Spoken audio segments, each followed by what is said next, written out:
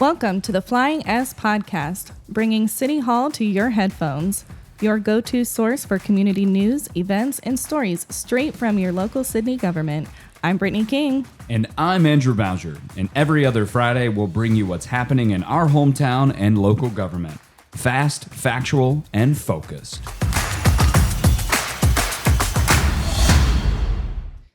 Hey, everybody. Welcome to the podcast, the Flying S Podcast. Your hosts, Andrew and Brittany here.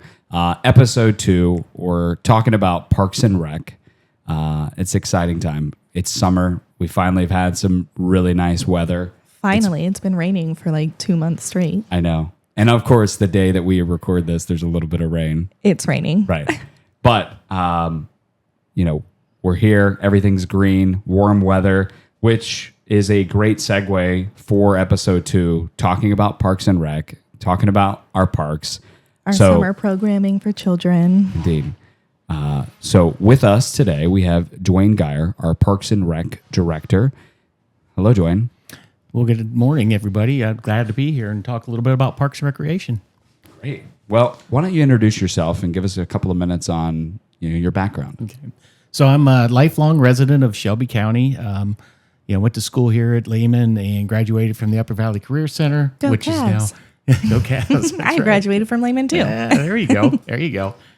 I had the opportunity to play baseball and softball down at Custom Border in Flanagan when I in a younger life, and I also coached my kids and had the opportunity to coach the kids in soccer and baseball and softball and utilize these fields prior to being in the role that I am right now. That role didn't start with the city until June 1st of 1999. So I've got over 25 years in now, Wow. which is amazing to me. Then in December of 2008, I had the opportunity to move into the role as the director of Parks and Recreation. I give a lot of credit to my predecessor, Bob New, who got me in front of the right people, mentored me, and gave me this opportunity to be in this role. And I'm really blessed to be here and happy to and enjoy my job. I consider myself lucky that when I came, I had a huge cadre of individuals that were running all the various departments, and you were a key cornerstone that I've certainly leaned on over the last 4 years. And so I want to say thank you for your leadership and what you've been able to do with the Parks and Rec department. Oh, you bet. We get all the credit. People come to me and say what a nice job that the parks, how they look and things like that. But I do have a fantastic staff. That's it's really good to have who I have in place, and they take ownership of the different parks and maintain them and like they were their own. So it's part me, but a lot of the work that makes the park look the way they are comes from our staff. So we're fortunate to have that good staff. How many staff does the Parks Department have? So full-time staff, and for counting cemetery, we have 9 full-time staff. Only 9? Yeah. How many parks do we have? We have 18. Well, we have 18 neighborhood parks, and we have what we call a civic park, which is Twawa Park, our jewel of the community. That's 226 acres. But then we have sports facilities like Custom Border, and we have Flanagan Sports Complex, which has softball and soccer fields. That our 18 neighborhood parks is what we have in place, and then we have these other big civic park with Twawa and the sports complexes. Wow, that's a crazy amount of parks compared to the amount of employees that we have. I didn't realize that we only had 9 employees. 9 full time. Now we in the summertime we hire. This year we have 53 total seasonal staff, lifeguards. Oh, okay. There's 20 lifeguards at the water park. We have 6 cashiers at the front desk, which is that's the forward facing the people see and as they come in.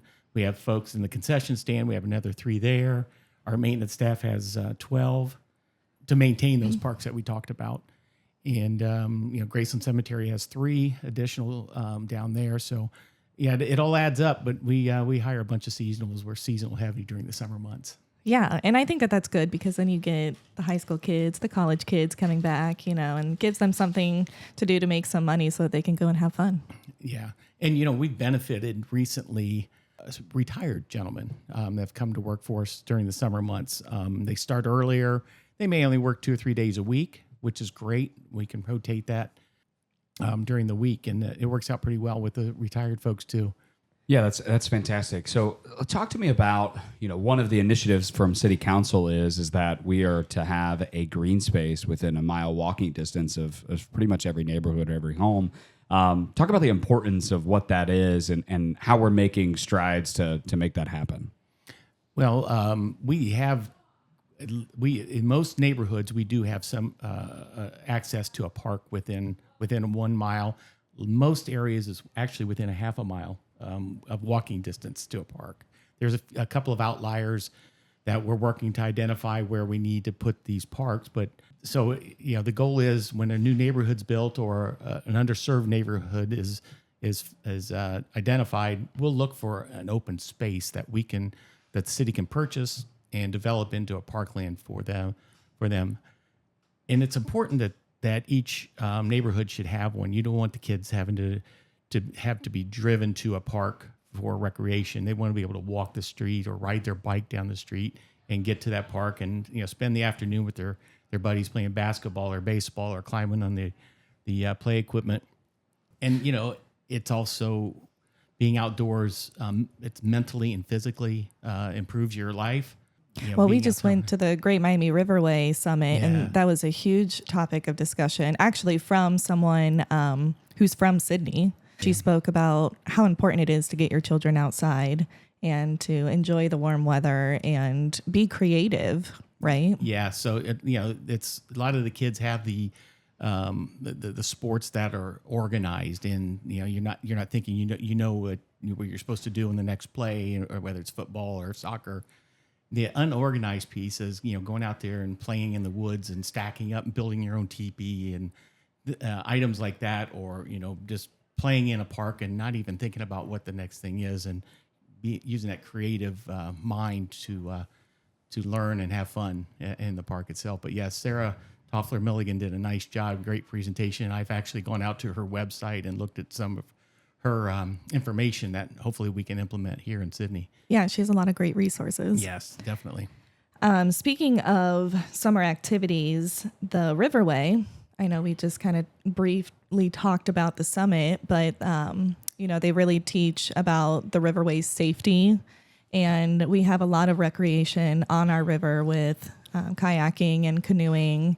One of the questions that I get a lot is, close to the low dam, where is there to take out your kayak and canoe? Because it can be pretty dangerous going up to those dams.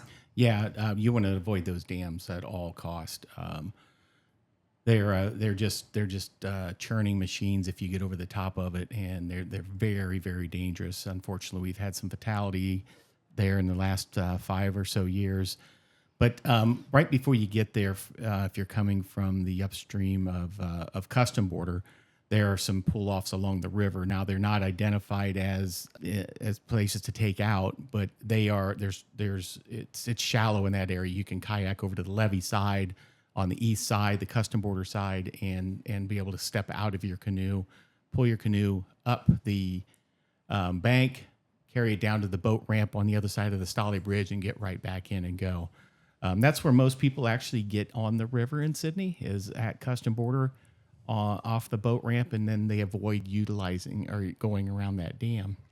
One of the things we've been working with U.S. Fish and Wildlife for, 5, 6, 7 years, and they're helping us to modify that dam.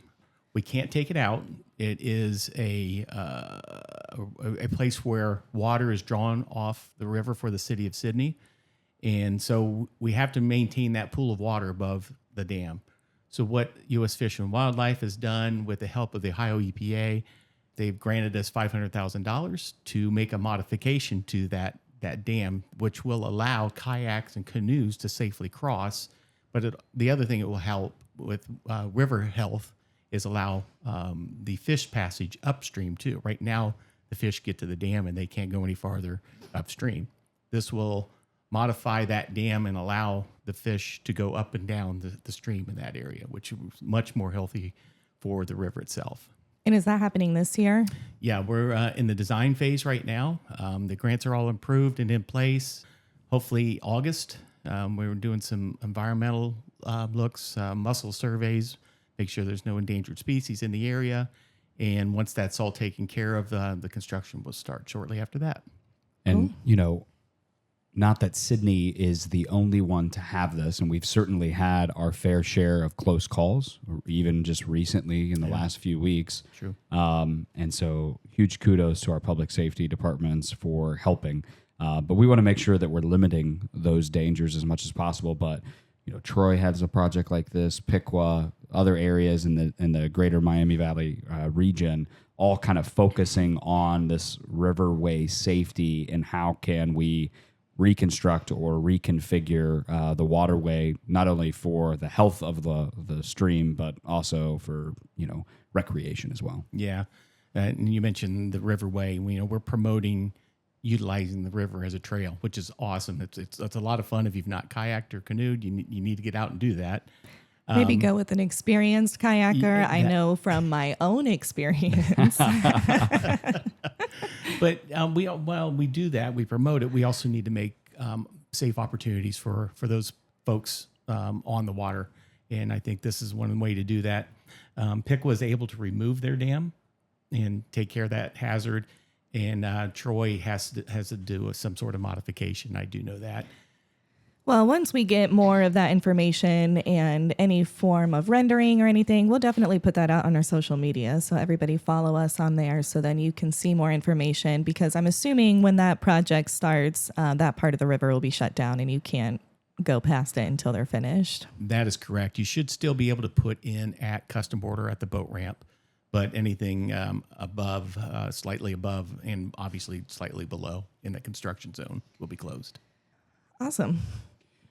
So touching on a lot of the summer programming, and we were talking about the kiddos in the parks and things like that. Now that the kids are out of school, talk to us about the programming that we've done or are helping design to help get kids fed, or the programming that we have within the parks. We have 42 summer clinics that are free to any kid that wants to sign up in the parks this summer.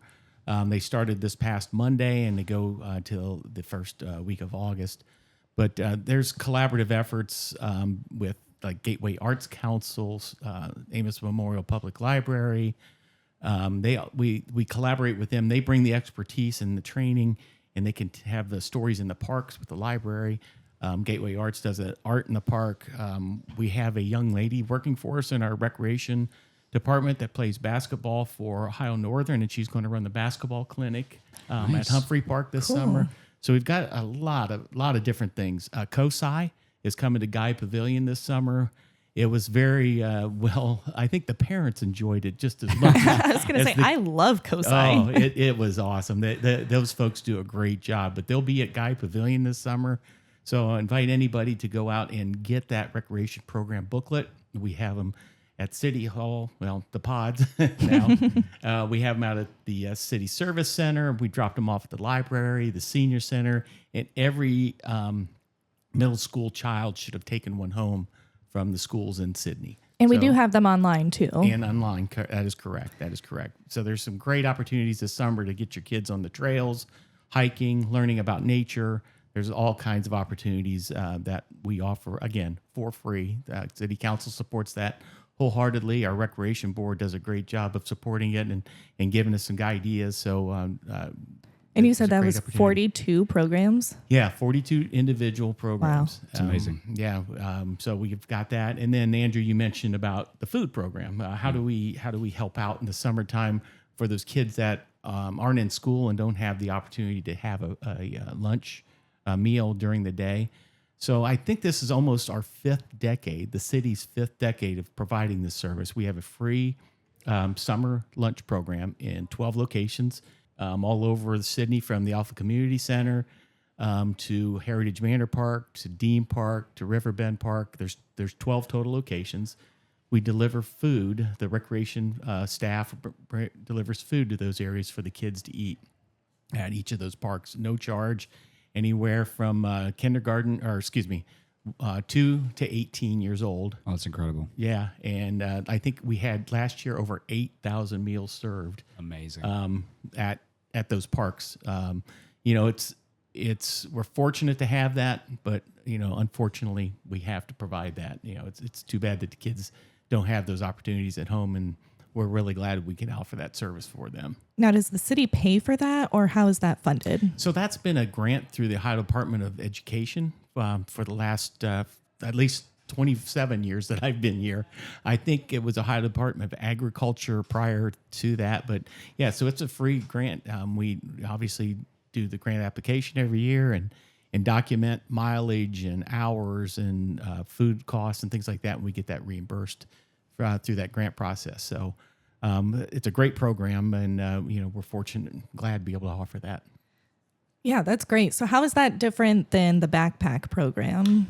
So yeah, so this is obviously every day during the week, but there's still weekends. There's still Saturday and Sunday, and again, those kids don't have anything a lot of times to eat during the weekend. So the parks and or the recreation staff will package up in gallon Ziploc bags, non-perishable items. That'll be, you know, beef jerky or cheese and crackers or something nutritious to get them through the weekend. And we'll give each child that's there on Friday, we'll give them a backpack to take home for the weekend so they have some food to that's eat. great. Yeah. So talk about how someone can go about finding where the locations are, and how would somebody sign up? Maybe grandma and grandpa, or mom and dad, or even just the children that are out there. Where do they need to go? And is it based off of income, or is it open to all the children here in the city of Sidney? Oh, sure. So it's based on, not based on income. It's anybody can show up. You don't necessarily need to be a Sidney resident. I mean, the state has said that this is a program we want to offer to all children that want to use it. So it's open to anybody. As far as registration, in that same brochure that has the recreation programs in it, there is information about the locations in there and how to register for it. Now, if you show up and you're not registered, we're not going to turn you away. If we run out of meals, we'll run back to Wilson Memorial Hospital where the food is made, and we'll pick up another meal or 2 or 3 if a child shows up, and bring it back to that park to make sure that they have something there. We just ask if you're going to continue to come back, that, you know, let us know, and then we'll have that food for you, those meals for the kids there next time. That's I fantastic. think that's a great example too of how our employees go above and beyond. Yeah. Again, I give a lot of credit to the staff. Jenny does a great job in training her staff. You know, it's the kids are here for less than 3 months, and so they return, but you got to bring them back up to speed. But Jenny has always been, whether it's at the pool or at the recreation programs or the food program, it's, you know, taking care of the customer, taking care of the kids, and being pleasant. And she does a great job of that. And I think that transfers over to our recreation staff. Yeah, for sure. Speaking of the water park, it's finally open. Yes. And it's wonderful. And you have free swim lessons. And why don't you tell us a little bit more about that, how much it costs? Sure. So, yeah, the park opened last Saturday, which is the weather wasn't conducive, but it was like 69 degrees and the water temperature was 64. But boy, has it warmed up, and the crowds have been really great this week. So it's really good to see when you drive through there and the parking lot's full and the kids are going down the slides. And speaking of slides, you know, the amenities there, that's, you know, there's over 600,000 gallons of water there and 3 pools, a baby pool, a large pool with the diving boards, one of the only 3-meter high diving boards in the area. Most communities have taken theirs out. So if you're a daredevil and you like jumping off a high board, we still have one. There we go. Yeah, and then we have 30-foot high slides, 2 of them, a speed slide and a spiral slide. A lot of activity on that. And in that same body of water, we have a 0 entry point on the end that kids and adults of all abilities are able to access. get to the water, and there's a water feature in that area. So That's wonderful. great. yeah, it's a great water park facility, and it's well maintained there. So, what are the hours of the pool, and how much does it cost for like a day pass versus a season pass? Sure. So the hours are kind of a mixed up a little bit, but Monday through Thursday it's 1:30 to 7:30. Friday and Saturday it's 1 to 7, and Sunday it's 1 to 6:30. And that's kind of based on, we've tracked attendance, and the numbers start dropping off, and those were the core hours, and that's why we went with those hours on those different days. So a season ticket for all three pools for the whole time the pool is open is only $39. Wow. Is that per 30 person? Per person, $39 Wow. per person. You go to some of these other pools in the area that don't have as much water that was we do, and things like that, and you're paying another 30% more for a family membership or an individual pass. So daily admission. I'm sorry. No, I was just going to say, so quick math there. You know, let's say we're open for 90 days or so, the 3 months here for the summer. That's like 40 cents a day. I mean, that is Exactly. incredibly 40 cents a day for your children to play outside all day long. Yeah, I think that's very affordable. And I know that you, Dwayne, and the Parks Board have tried to keep it as low as you possibly can. It's not something that the city makes money off of. Correct. Right? That is exact. And when we look at the setting those prices, we do a survey of the surrounding communities, down into Huber Heights, over to Bell Fountain and Minster, and everywhere in between, Troy's, and we look at what they're charging or that they charged, and we do a comparison, and we want to stay in line with those other communities. And so it's not like we're way above or way below. You know, we try to stay within 5 or 10% of other communities, and that's exactly where we're dialed in at right now. And again, our pool is probably bigger than most pools around here with the gallons of water that we have. And it's right by Toowawa Park. So you can do all sorts of activities all in one day by going to Toowawa Park and then going swimming, or vice versa. Yep, absolutely. You know, the families will go there and spend the day there, and then end up in Toowawa Park for a cookout or a picnic back in there. It's a nice staycation for a lot of these folks around here. It is funny how Toowawa Park makes you feel like you've stepped into a completely different area. Yeah. Like, it's right in the middle of our city, and it's just so beautiful, and it makes you feel like you're miles away from town. For sure. Yeah, I agree. It's we're very fortunate to have that in Sidney, and when you do go through the gates, it looks like you could be in down in Kentucky or Tennessee or North Carolina's in the mountain. It's just a beautiful park back there. Just felt like I wanted to talk about Toowawa Park. Let's go back to Dwayne. Can people still sign up for swim lessons? Yes, swim lessons but they are filling up fast. So if they want to join in on this year's classes, there's a few spots available. I checked with the recreation office before I came out today, and there's just a few spots available for that. So yeah, if they want to do that, they need to sign up soon. Same thing with the recreation programs. They're filling up. There's more availability there, but they'll need to sign up for those too. And how do they sign up for all these programs? Do they just call you, or? So they can. There's a brochure that we talked about with all the recreation programs in it that has the registration form in there, and it's not only just a registration, it's also release. So a parent or a guardian will need to sign for the child once they know which clinics they want to come to. Yeah. I know it's hard every year for all water parks, pools, to get lifeguards. How are we doing on lifeguards? And is that a call out that you need more lifeguards?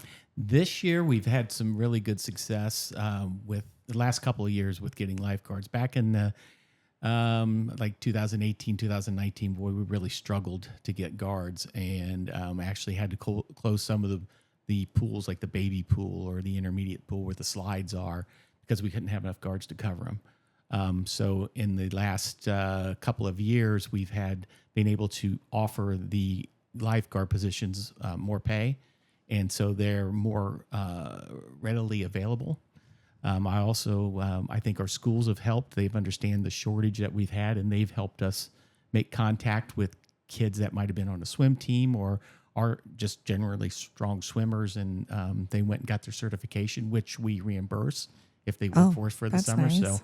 So we reimburse for the certification and recertifications down the road if you stick around long enough with us. So that has really helped, I think, between the increase in pay for those positions and the school staff that really promotes it. We have a rec board member that is a counselor at Sidney High that has been very significant. O'Shea Barrett has done a great job of, hey, you look like you'd be a good lifeguard, and pulling the kid out of the hallway. Developing that connection. Yeah. That's great. He's done That a is great great. job. He helped us out with I that. was a lifeguard when I was younger, and I loved it. It was the best summer job because you got to hang out with your friends at a pool all day long. Yeah. Yeah. Yeah. When I was a kid, it was, that was where you wanted to be. You wanted to be in that chair and swinging that whistle around. Yeah.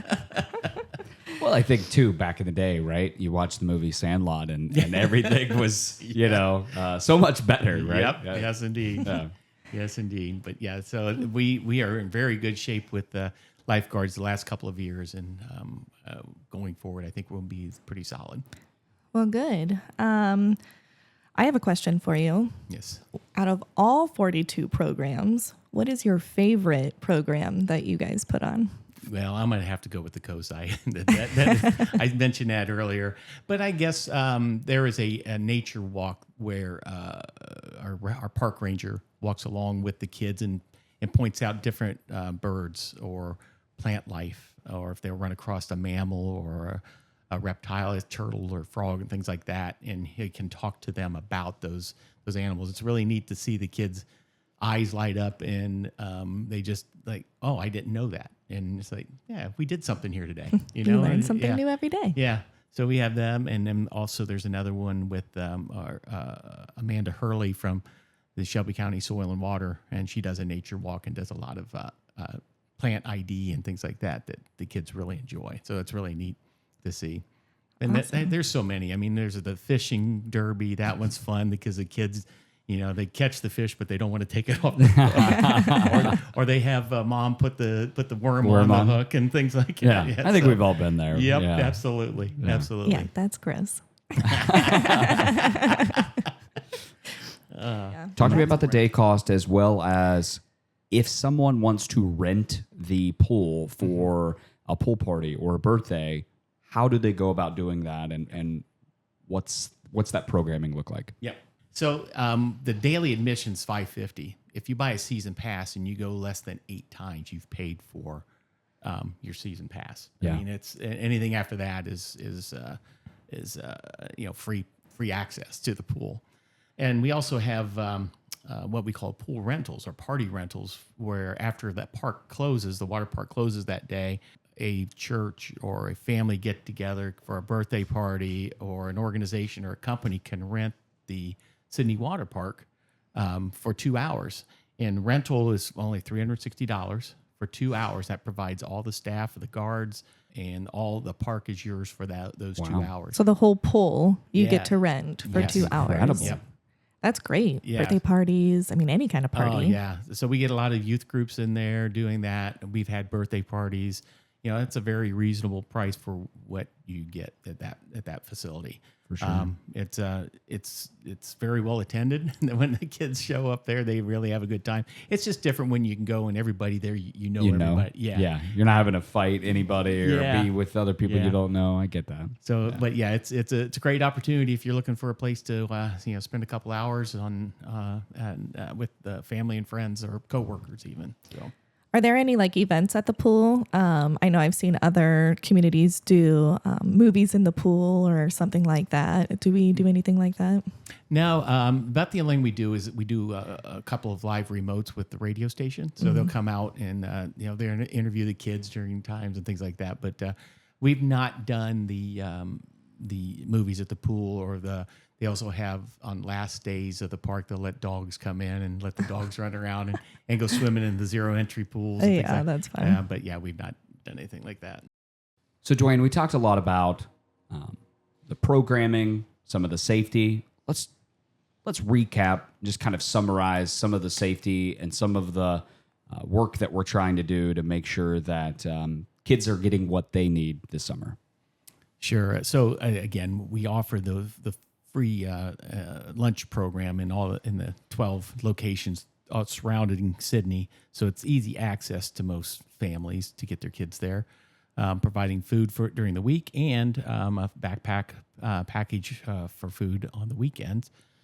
We also offer the 42 summer clinics. And again, that's getting those kids outside. They're not just outside, but they're also learning. These are educational things, teaching them about wildlife or teaching them how to build a bird feeder or working with art in the park. And then, how important reading is and the, stories in the park is a huge draw. And then again, I'm going to mention COSI because if you haven't seen it, it is an amazing program that they put together.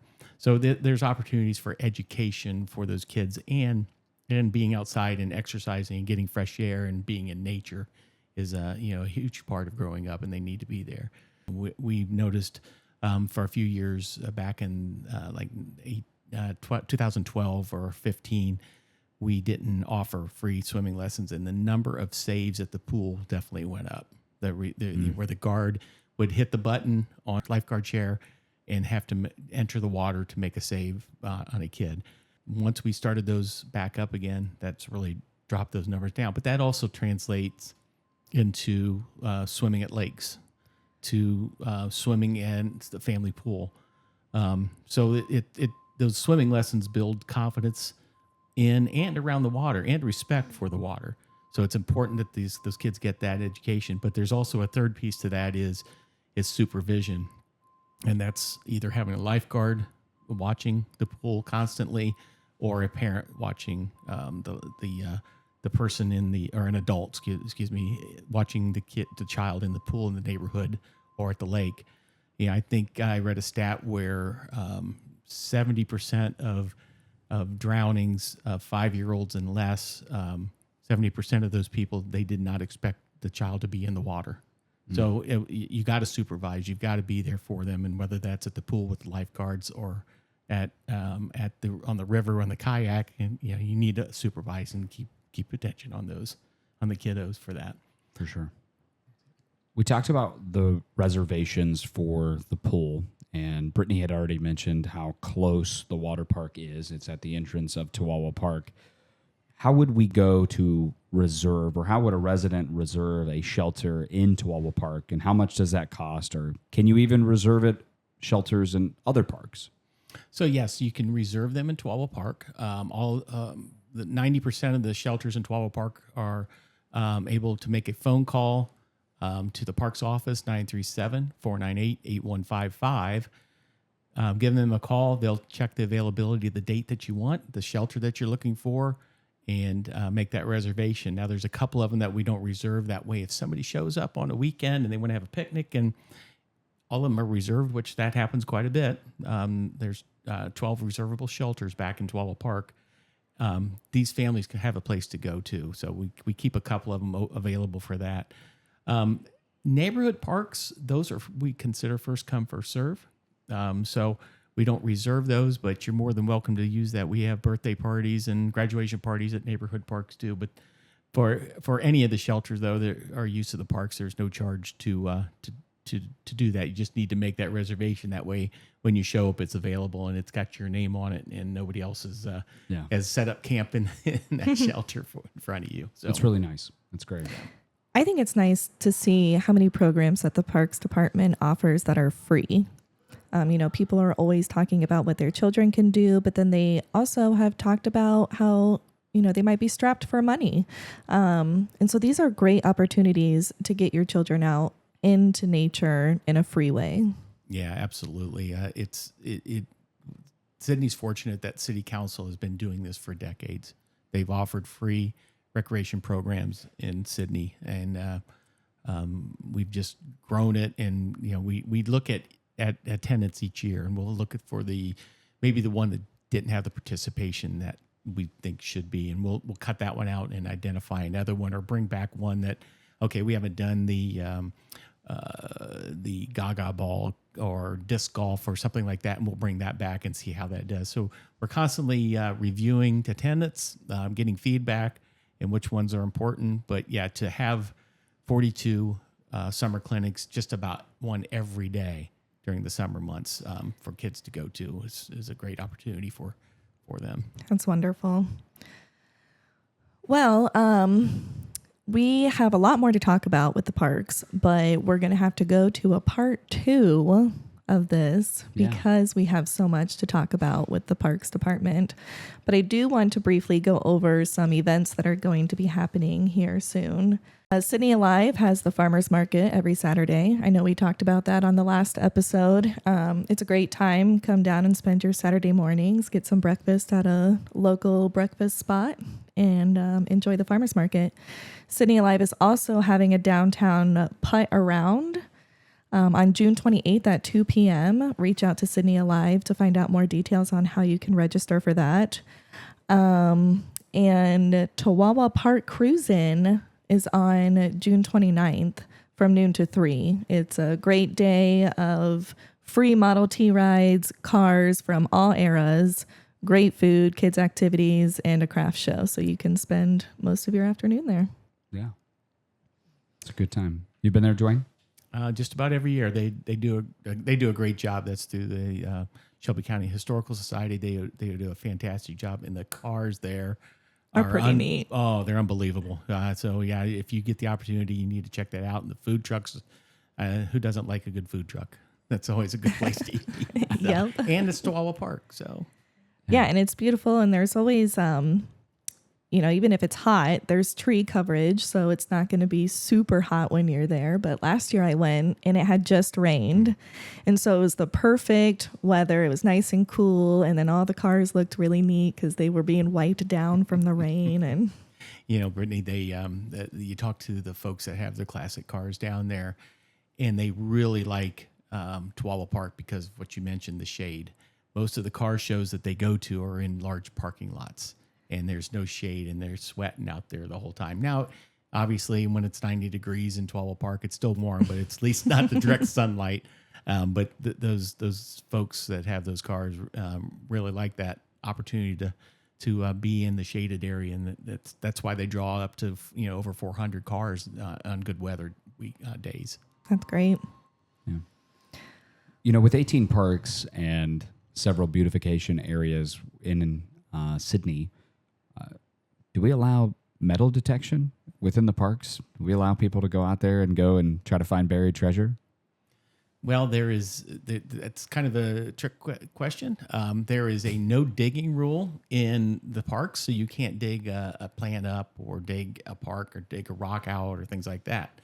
But what we will do is if somebody says, hey, we were at Custom Border Field and last night and I lost my wedding ring under these bleachers, can we, run a metal detector and see if we can find it? We will allow that. But for someone to just come in and start metal detecting and digging holes and things like that, we do not allow that. So if they work with us, because if they lost something recent, we'll help them out with that. That's great. So no beach combing. Don't go out there and just start digging holes everywhere. Yes. Could you imagine going into Chihuahua Park and you just see a bunch of holes everywhere? No, I could not. The last thing we want is a mining operation in Chihuahua Park. Right. There might be some good things in there along the railroad tracks, things like that. Oh, I'm sure probably over the years, yeah. All right. Well, I think we need to wrap this episode up, and like I said, we'll continue to episode 2 to talk more about Chihuahua Park and the master parks plan, more about what's going to happen in the future. So, Dwayne, do you have anything that you want to leave our listeners with?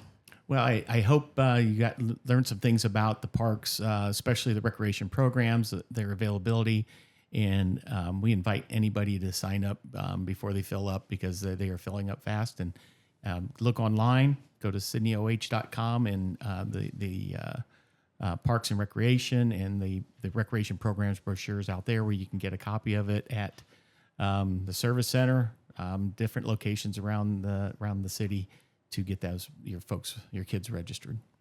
That's great.